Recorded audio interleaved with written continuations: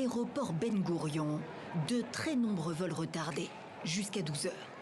Interruption totale du trafic passager ce lundi matin avant une reprise partielle en ce jour de grève générale lancée dimanche par la puissante Confédération syndicale du travail.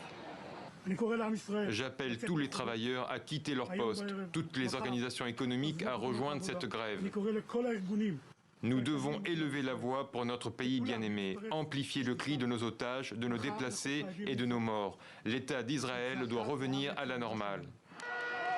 Peser sur le gouvernement en vue d'un accord pour la libération des quelques 100 otages toujours retenus à Gaza depuis l'assaut du Hamas le 7 octobre dernier.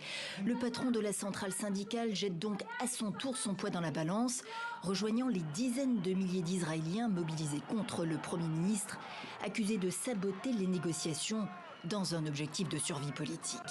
300 000 manifestants à Tel Aviv seul dimanche soir, l'une des plus importantes démonstrations de force populaire à ce jour, en près de 11 mois de guerre à Gaza.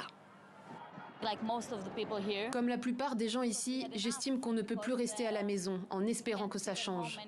Il faut venir le dire ici.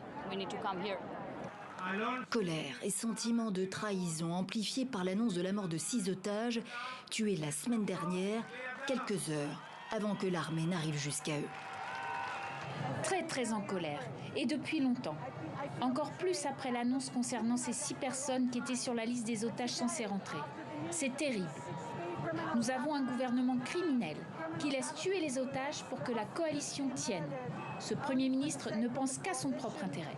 Ce pays a été construit sur des valeurs fondamentales. L'une d'entre elles, c'est que le gouvernement d'Israël doit faire tout ce qui est en son pouvoir pour ramener les otages et les soldats de captivité, où qu'ils soient. Et la coalition de Netanyahou brise ces valeurs.